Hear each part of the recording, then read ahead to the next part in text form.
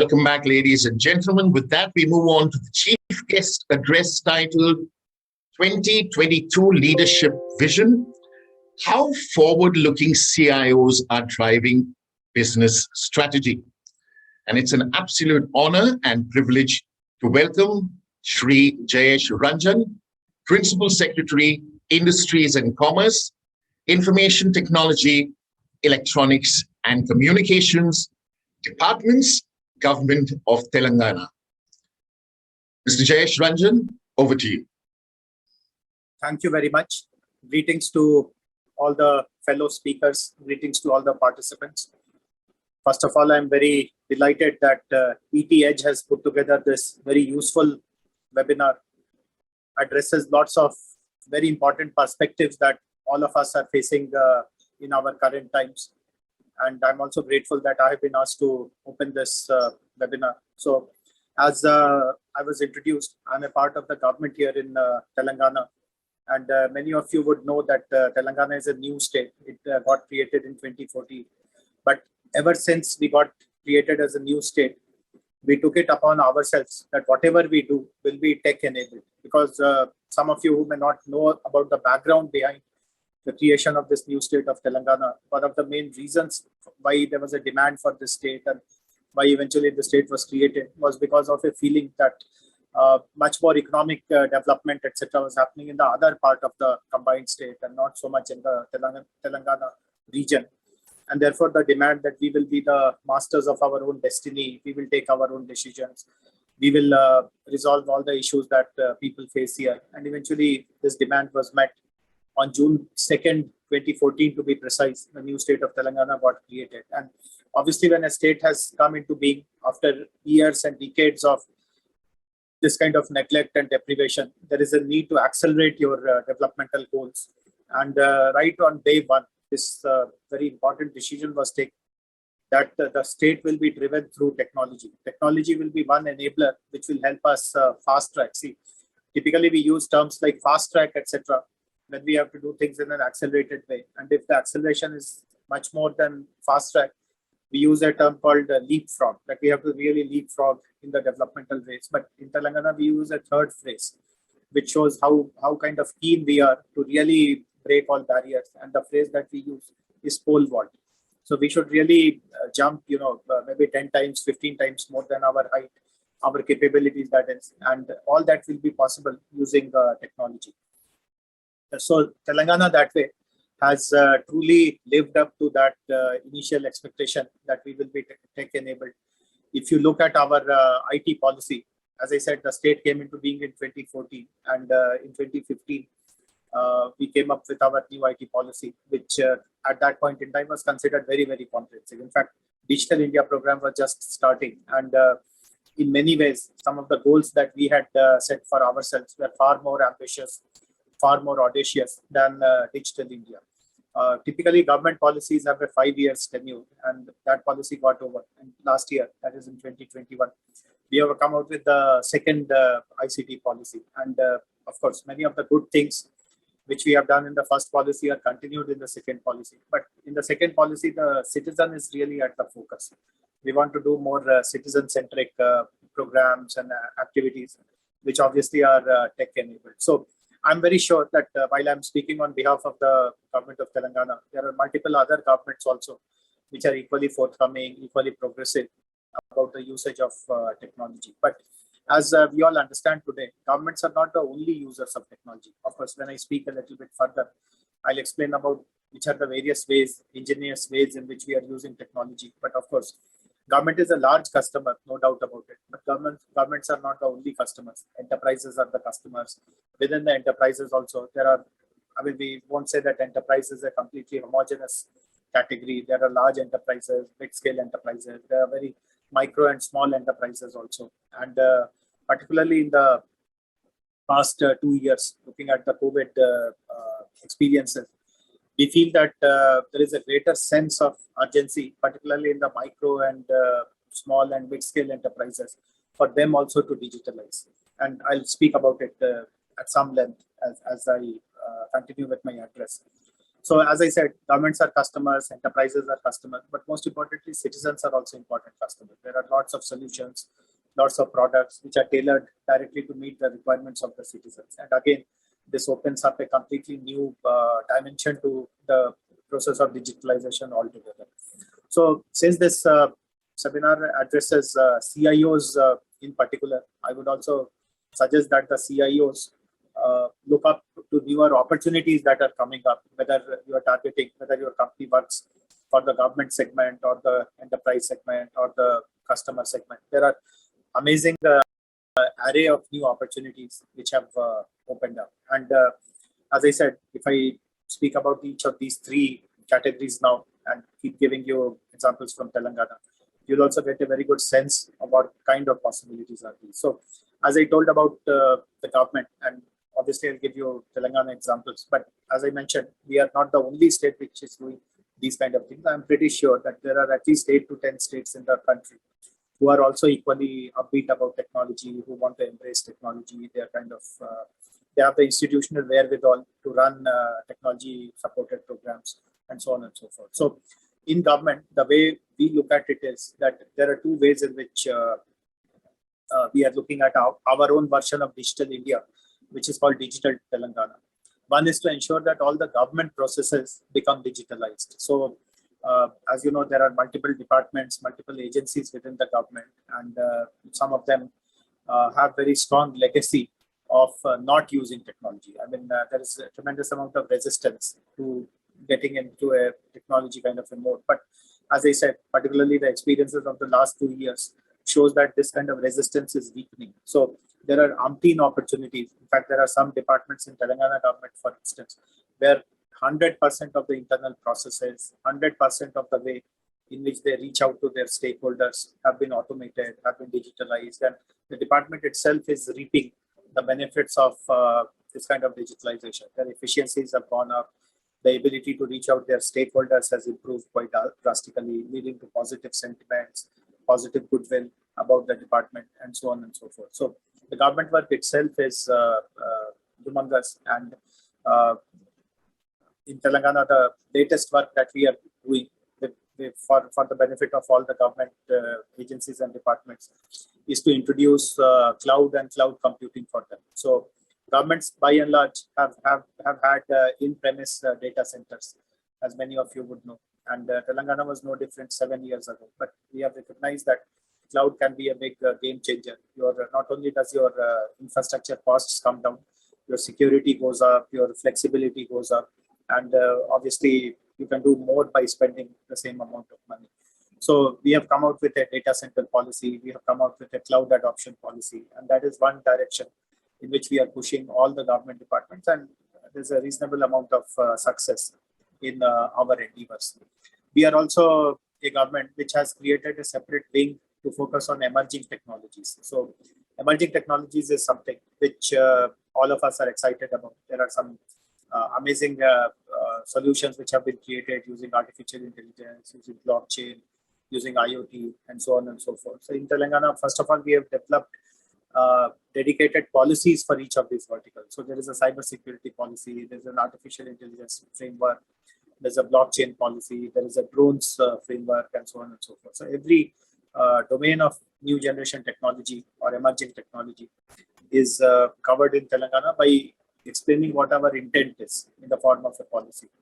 And then we have, with the help in a partnership kind of a mode, we have introduced lots of solutions, lots of activities supported by these emerging technology, which are helping solve some of the important challenges which the government agencies face. So use of emerging technology again is something which is very exciting, and we have seen that there are many hitherto areas which we would have not even felt that they are amenable to technology. We have been able to crack it using emerging technologies. And again, just to give you a very, very recent example, unfortunately did not get too much of publicity, but in my opinion, what we did in Telangana just a few months ago is truly path-breaking. What we did was that we actually, in a live situation with reasonably large number of sample size, we were able to demonstrate remote voting, or e-voting as it is called. So for many of us in India, remote voting is a is a kind of a fantasy. It's a pipe dream. Of course, many other countries, including some very advanced countries, don't have remote voting. They ask the voter to go to a polling station, a polling booth, and cast his or her vote. But there are other examples also. For example, a country like Estonia, where e-voting is the norm, and they have been very successful in rolling out e-voting. So in India, this is still at a discussion stage, but here in Telangana, we were able to showcase this e-voting possibility about a couple of months ago in a town close to Hyderabad, which is called Khammam. So in Khammam municipality, we actually conducted a mock election and showed how people can remain in their home, use their device, and do this remote voting. And two very important technologies which were used in that work. One was, of course, a very strong artificial intelligence algorithm for facial recognition, because voter has to be identified. And second was a blockchain-based application to secure the vote. See, eventually, the political party's concern will be that if someone votes remotely, someone can tamper, someone can hack, voting will be can be changed. And we were able to show that nothing of that kind is possible if you have a very strong blockchain foundation for that securing that vote. So there are many other kind of examples also, but I just wanted to highlight a few very exciting work which is happening in Telangana. So as I told you, there are many opportunities within the government, and if you work for a company which has a product or a solution which is of relevance to the government, this is the best time to reach out. And many states have also brought out lots of reforms in their procurement process. So in Telangana, for example, if you are a homegrown company, if you are a company headquartered in Hyderabad, I can procure this solution bilaterally from you. There is no RFP, there is no bidding. So I spoke about e-voting just now. So both these two solutions, the AI-based solution and the blockchain-based solution, they were procured from vendors who are local to Hyderabad without any bidding or any competitive process, etc. I also mentioned that enterprises are equally big consumers of solutions, products, etc. But I want to highlight in particular the special requirements of small enterprises, micro enterprises, mid-scale enterprises. The large enterprises, of course, have a strong history and a good institutional mechanism to onboard technology solutions. But small industries, small enterprises, small businesses, so far we're away from the technology realm. And there was a belief that these guys will never come into the fold of technology because they're extremely old-fashioned, they're conservative, they're not very educated, etc. But again, I have now realized, now that 2 years of this pandemic have gone by, that most of these thoughts are just myths. There's no reality to it. And I'll again give you a Telangana example. So when the pandemic-related lockdown first happened in March 2020, all of us would recall that for a few days, of course, everyone faced the inconvenience. But then, at least let us say in the city of Hyderabad, e-commerce was permitted. All those e-commerce deliveries were allowed. So you can buy your groceries from essentials from, let us say, Big Basket or Amazon or wherever. But obviously, we all know that in a traditional city like Hyderabad, you also have neighborhood kirana stores. They are in existence for decades, for generations, and people have good, strong relations with them. And it felt very sad that they are not able to open, they are not able to do business. And as it is, they are small, and the inability to run their store for many days, weeks altogether, obviously creates a big hole in their pocket. So in Telangana, we made an attempt to convert these kirana stores into digital stores. And normally, no one will associate kirana stores as adopters of high tech or being very tech savvy, educated. Most of them are, very ordinary kind of humble kind of people without any great education, etc. But I can share this with you, and with lots of pride, that we were able to convert 1,000 kirana stores into digital stores. So we were able to create websites for them, put their digital inventory, create a payment gateway, manage their this entire transaction digitally, and they just had to engage one or two boys to deliver the stuff whenever an order was placed. So this is one example to show that there is a tremendous amount of hunger, and there's a recognition also amongst the small enterprises owners, small business owners, that there is a kind of a need to turn digital as quickly as possible. So that is again a big vertical where we need to focus our energy, and that really will ensure that the next generation of technology users also get onboarded. And finally, as I said, there is a tremendous opportunity amongst citizens also. And as a government, this is our biggest concern, that how should the citizens benefit from technology? Otherwise, the phenomena of digital divide that we all speak about, we all dread of, actually will become reality. In fact, it has become reality in many sense, but it is also possible to reverse it by ensuring that we start from the bottom of the pyramid. And again, in Telangana, as I told you, when we wrote our second IT policy, this was the focus, that we'll be extremely citizen-centric and we'll start from the bottom of the pyramid. So just to give an example, the largest number of livelihoods today in any state for that matter, any state in our country, is supported by agriculture. Large number of people are farmers, many of them are agriculture workers, and in some way or the other, there's a dependency on the agriculture sector. But again, agriculture sector has lots of gaps, lots of inefficiencies, because of which the producers are not able to reap the maximum benefits.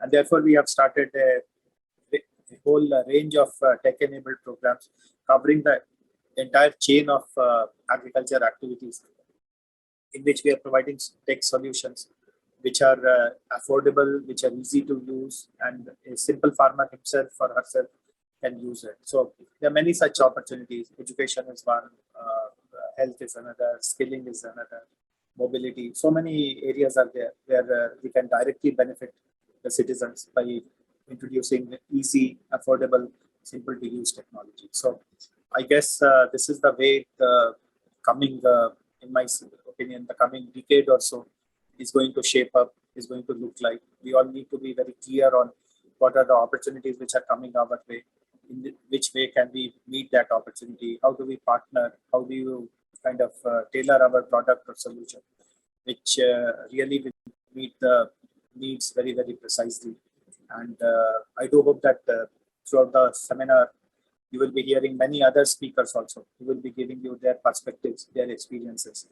And I'm pretty sure that India can take a very big lead in providing solutions and products, not just for ourselves, but for the whole world. In fact, many of us will recall that the year 2000, Y2K, was really made use of by Indian companies, because globally it was felt that the best solutions is possible through Indian companies. Post-COVID, we have a similar opportunity of recreating that Y2K moment for the Indian companies as a whole. And as a government, we'll be very happy to be of support and help to the entire tech ecosystem of our country. So once again, my best wishes for the success of this seminar organized by ET Edge. And thank you very much for inviting me. Thank you very much. Ladies and gentlemen, that was Jayesh Ranjan, Principal Secretary, Industries and Commerce, Information Technology, Electronics and Communications Department, Government of Telangana, with his thoughts on 2022 leadership vision, how forward-looking CIOs are driving business strategy. Thank you, Mr. Ranjan, for your insights and sharing your thoughts as the chief guest. We wish you and the government of Telangana the very best going forward. Do stay tuned in, ladies and gentlemen. We will be back on the other side with the keynote address.